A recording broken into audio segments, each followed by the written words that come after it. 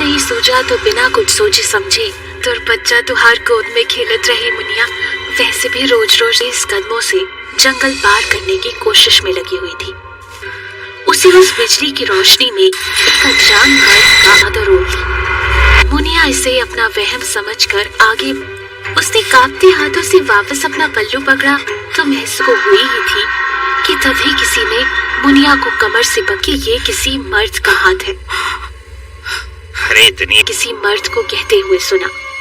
उसकी बातों से ही देख हमका जाने दे, हमारा बच्चा घर पर भूपर दे, हम तो हर हाथ जोड़ रही हमका। अरे अनजान मर्दों से घिरा पाया जो कि कर रोने लगी। उसे लगा कि आज ये हवस के कि तभी मौसम ने भी अपना कहर दिखाई सारी कोशिशों को नाकाम कर दिया था। छोड़ दे हमरा के, वरना हम का आवाज कर उसे बुला। तुझे बचा रहे कोई नहीं आने वाला। मुनिया की आंखों में एक उम्मीद चमकी। और निढाल हो जा, तू भी क्या याद रखेगी? चौधरी के क्या बजेगा? पगली अब और रात गाली मत कर। का आह्वान कर रही हो। फिर चीखते हुए उसने कहा, कभी तुहार तरफ बर्बाद करने का सोचे है देवी। बवंडर सा उठने लगा। मौजूद सभी मर्द अंधेरे पर किसी को भी अपनी मौत के काले रंग के अलावा अचानक ही इस बात का हल्ला हुआ। आवाज आने लगी, तो अभी तक तू अब इस भागन को बर्बाद करना चाहता है। याद रख। बिजली की चमकती रोशनी में एक औरत खड़ी थी कि तभी मुनिया ने भी देखा कि एक निवस्त्र और गड़ाहट गूंजी और मुनिया ने देखा कि उस निवस्त्र कदमों में फेंक दिया। कटा हुआ सिर देख मुनिया सहम की हंसी सुनकर डर रही थी। जिन मर्दों ने मुनिया के जिस्म के निवस्त्र औरत कोई और नहीं बल्कि देवी द्रौपदी। लोगों को किसी द्रौपदी नाम की एक निवस्त्र डायन ने मारा है। अगर ये रिपोर्ट मैंने जज के सामने रखी ना तो जज मुझे ही अंदर डाल दे। शख्स का हो ही नहीं सकता और एक लड़की का तो बिल्कुल भी नहीं। इन सवालों से जूझते हुए मैंने हवलदार को फटकारते हुए कहा, वो नहीं मैडम, वही मुनिया है, विधवा है। इन राक्षसों का सर्वनाश कर रही थी। मुनिया की सिर्फ इतना बताओ कि क्या तुमने कल उस औरत का चेहरा देखा था? मैं खेल रहे बच्चे को भी डरा दिया था। बच्चा अभी रोने को ही। अगर तुहार के फिर भी यकीन ना हो तो जाकर खुद ही देगा दर्शन कर ले आओ। शायद किसी रोज तुहार भी रख सकता। देखकर मैं बेचैन सी हो गई। तुम तो खुद ही मेरे जिस्म पर वर्दी देकर कांप गई थी। फिर जब मुनिया ने ये सब लोग तो हमारा साथ जबरदस्ती करन का 16 साल की विधवा लड़की की गोद में 8 महीने का बच्चा देखकर मैंने जाते ही मुनिया से पूछा था, बस करो और सिर्फ इतना बता। पर मेरी बात सुन हवलदार का मुंह बन गया। उसने और ऐसे मंदिर जाना है? अच्छा हुआ इसके पति ने इसे छोड़ दिया। उसमें मेरे पापा में और मेरे पति में ज्यादा फर्क नहीं था। वो रफ्तार देता हुआ वो मुझे मंदिर की ओर ले जाने लगा। दिया गाड़ी को भी, क्योंकि किसी ने हवलदार को घेर लिया था। मेरे जिस्म के हर हिस्से पर बंदूक दबाव देखकर ही समझ आ गया था कि वो लोग भी मेरे साथ भून कर रख दूंगी। मैंने अपनी रिवॉल्वर निकाल कर मारी थी कि तभी अचानक उन लोगों ने मुझे जकड़ लिया था। खबरदार, किसी ने मुझे। मैं तो डर गया। मुझे कभी से उनके हाथ के बारे में सुना था। जरा आज कानून का जिस्म भी मुनिया की तरह चीखने चिल्लाने लगी थी, पर मेरी मदद हुई नहीं। कि तभी मुनिया की एक बात याद आई। उसने कहा था कि भले ही मुझे मुनिया के बयान पर यकीन नहीं था, देवी द्रौपदी मेरी रक्षा करो, मुझे आपकी जरूरत है। ना कहते ही अंधेरी रात में सुनसान जंगल के बीचों नोच रहे थे। वो आप अपने शरीर से कट चुके थे। वस्त्र औरत उन मर्दों का संहार कर रही थी। जमीन पर इंसानों के टुकड़े पड़े हैं और जमीन पर मांस देखकर मैं सहम गई थी।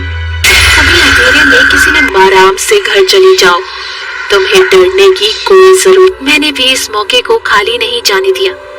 इससे पहले कि एक रेशा तक नहीं है। आखिर ऐसा क्यों? क्या हुआ? तभी देवी द्रौपदी ने बस ये कहा, हवा में विलीन हो गई। पेड़ के एक कोने पर बैठी हुई थी और कुछ कदम अब तक जिसे मैं एक कहानी, एक कल्पना मान झुठला रही थी, मैं छोड़ गया था। एक सवाल कि क्या ये वही की थी जिसकी माँ मेरे यहाँ काम करते करते मर गई। इस पर ज्यादा जोर नहीं दिया और वक्त की धूल में ये राजवी देवी द्रौपदी के मंदिर की ओर चल दी। कुछ देरी थी। उसने जब मेरी हालत को देखा तो घबराते हुए मुनिया के इस सवाल पर मैंने कहा, कुछ नहीं मुनिया, आज साथ उनके जिस्म के भी टुकड़े कर दिए। तो बताओ ये द्रौपदी, देवी द्रौपदी कैसे बनी थी? कि तभी जंगल में से एक बूढ़ा शख्स सामने आकर खड़े।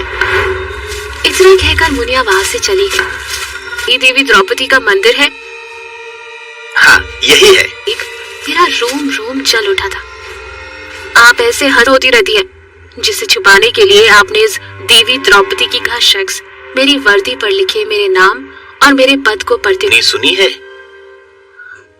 मेरी चाल कामयाब रही। आपको एक कहानी सुनाता हूँ। इस जंगल में पहले बहुत सारे आदिवासी राक्षस घुस आए।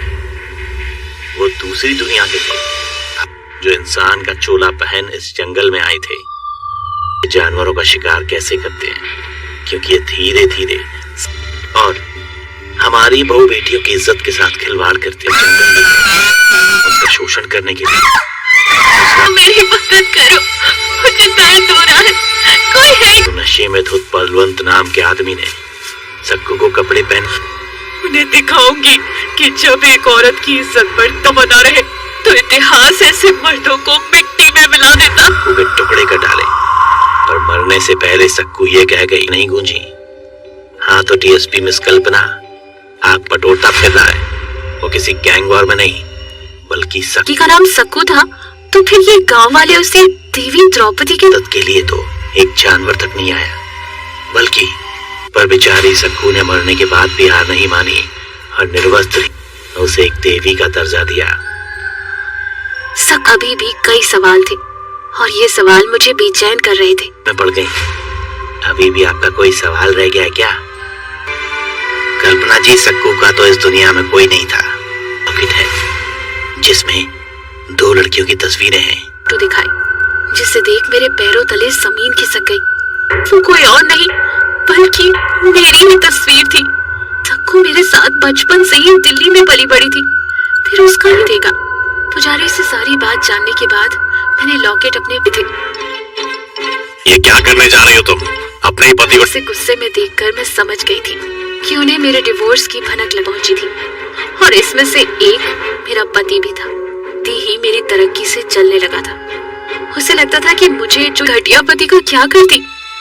मैंने अलग होने का फैसला कर लिया तो उसने कहा, अच्छा है कि हमारा कोई बच्चा नहीं है। डिवोर्स पे कल्पना, मैं तुमसे कुछ पूछ रहा हूँ, तुम अपने पति से डिवोर्स क्यों लेना चाहते? मेरी इस बात से शायद पापा की मर्दानगी को भी ठेस पहुंची थी। मैं कहा, आज डीएसपी बन गई है तो मुझे ही खाना। ये नौकरी अपनी मेहनत से ली है पापा, अपनी मेहनत से।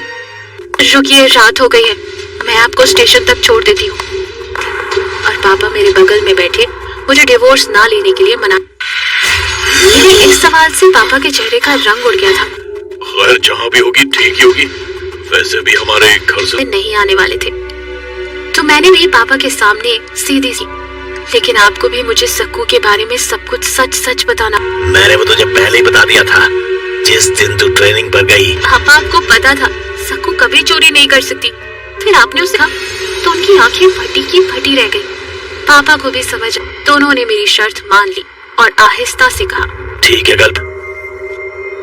पापा की बात का मैंने कोई जवाब नहीं दिया, बल्कि मैंने ही सक्कू को एक मिनिस्टर को भेज दिया था ताकि मैं तेरी गलतियों का टोकरा ढोता रहूंगा। आखिर कब तक? प्यार ना था तो ना सही, मन मार कर एक बच्चा करेले। कहा एक एक लफ्ज मेरे अंदर नासूर पैदा कर रहा था। जी भर के कोसने के बाद जब होश संभाला तो देखा कि पापा, आपको किसी से मिलवाना है। उधर दूर जंगल के अंधेरों को ताकने लगी। पापा, खैर अब इन बातों का कोई मतलब नहीं रहा।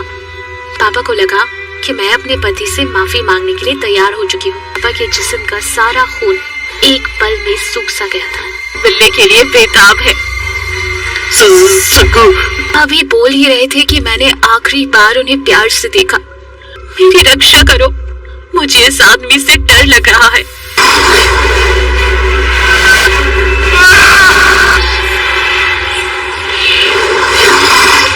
अच्छी लगी हो तो लाइक कमेंट और शेयर जरूर करें, साथ ही रेगुलर अपडेट भी। रोड से गई तो जाने में ही हमका 2 घंटा से ज्यादा समय लगा। मुनिया खुद से कहते हुए रोड और जंगल के रास्ते में से गिर गई। उसे जब कुछ नहीं सूझा तो बिना कुछ सोचे समझे तुर बच्चा तुहार गोद में खेलत रही मुनिया वैसे भी रोज रोज इस कदमों से जंगल पार करने की कोशिश में लगी हुई थी। उसे उस बिजली की रोशनी में एक अनजान मर्द का आदर थी। मुनिया इसे अपना वहम समझकर आगे उसने कांपते हाथों से वापस अपना पल्लू पकड़ा तो महसूस हुई ही थी कि तभी किसी ने मुनिया को कमर से पकड़ी। ये किसी मर्द का हाथ है। अरे इतनी किसी मर्द को कहते हुए सुना। उसकी बातों से ही देख, हमका जाने दे, हमारा बच्चा घर पर भूपड़ दे, हम तो हर हाथ जोड़ रही, हमका। अरे अनजान मर्दों से घिरा पाया जो कि सबकर रोने लगी। उसे लगा कि आज ये हवस के कि तभी मौसम ने भी अपना कहर दिखाई सारी कोशिशों को नाकाम कर दिया था। छोड़ दे हमरा के, वरना हम का आह्वान कर उसे बुला। तुझे बचा रहे कोई नहीं आने वाला। मुनिया की आंखों में एक उम्मीद चमकी।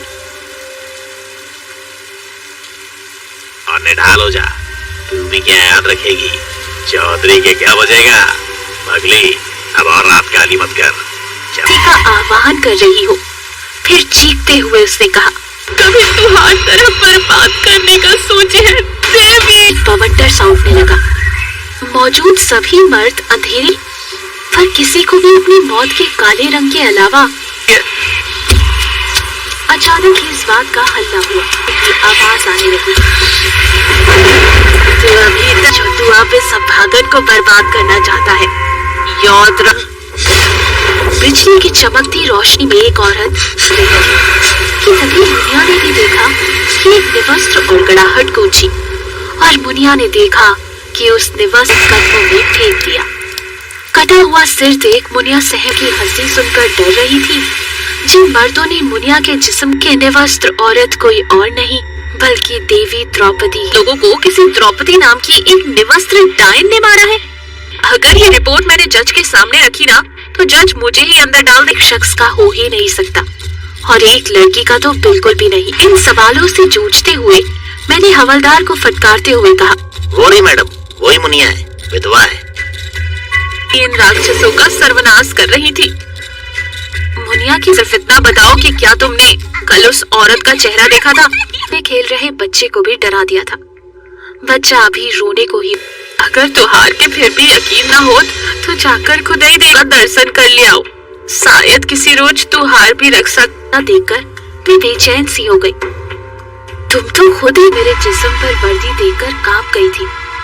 फिर जब मुनिया ने ये सब लोग तो हमारा साथ जबरदस्ती करन का 16 साल की विधवा लड़की की गोद में 8 महीने का बच्चा देखकर मैंने जाते ही मुनिया से पूछा था, बस करो और सिर्फ इतना बता। पर मेरी बात सुन हवलदार का मुंह बन गया।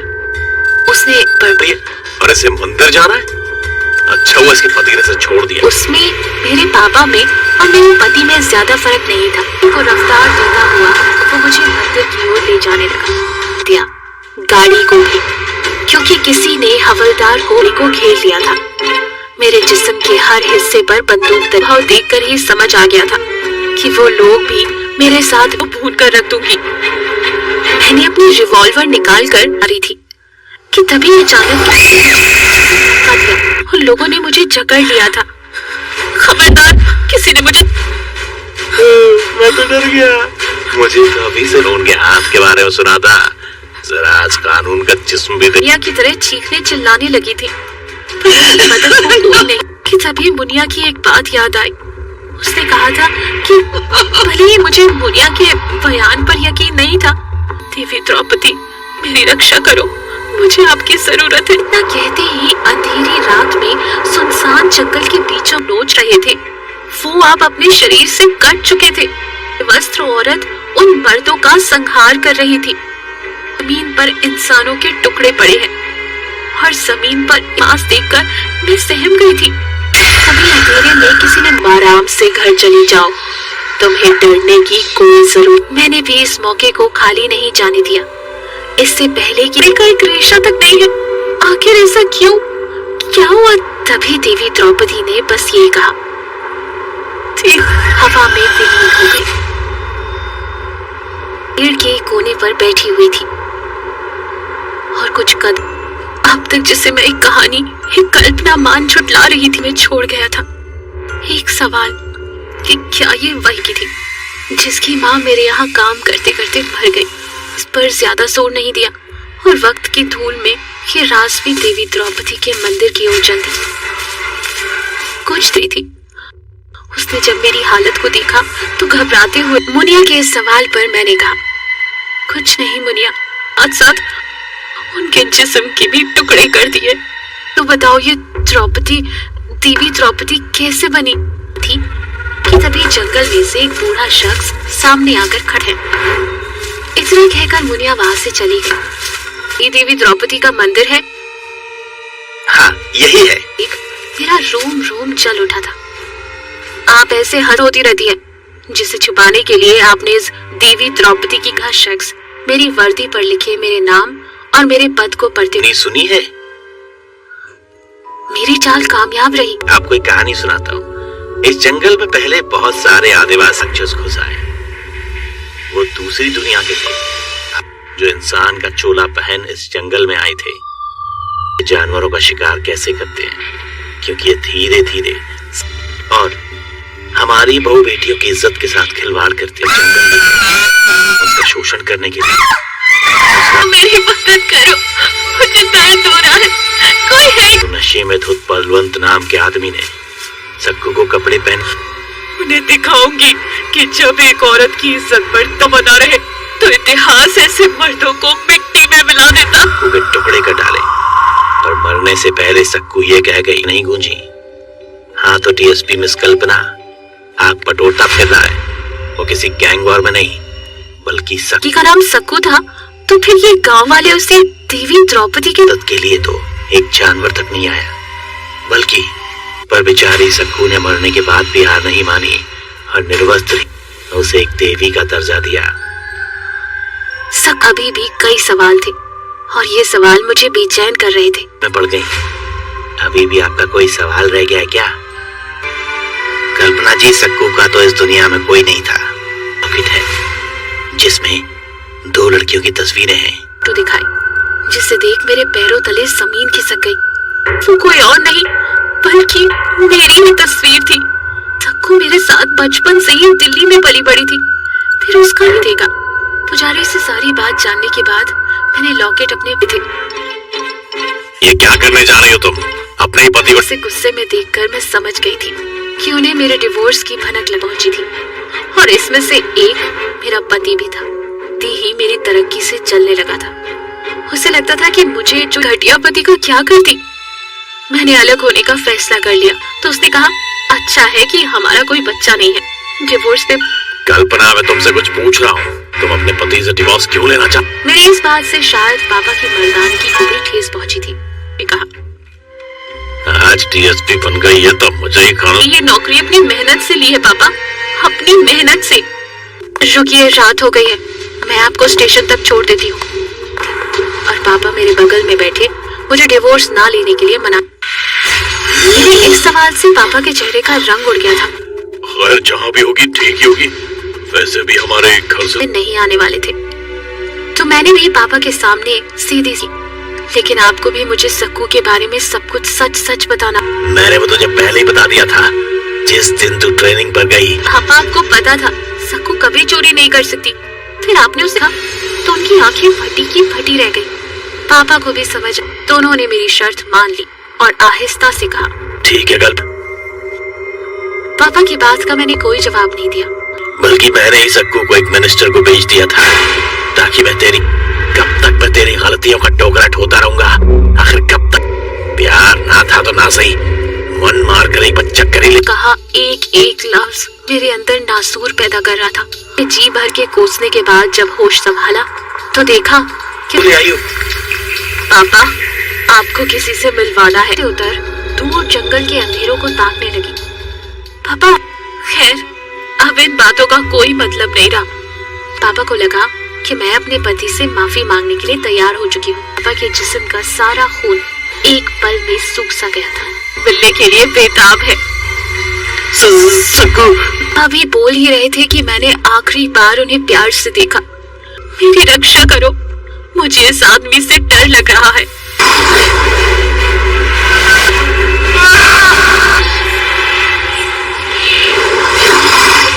अच्छी लगी हो तो लाइक, कमेंट और शेयर जरूर करें। साथ ही रेगुलर अपडेट भी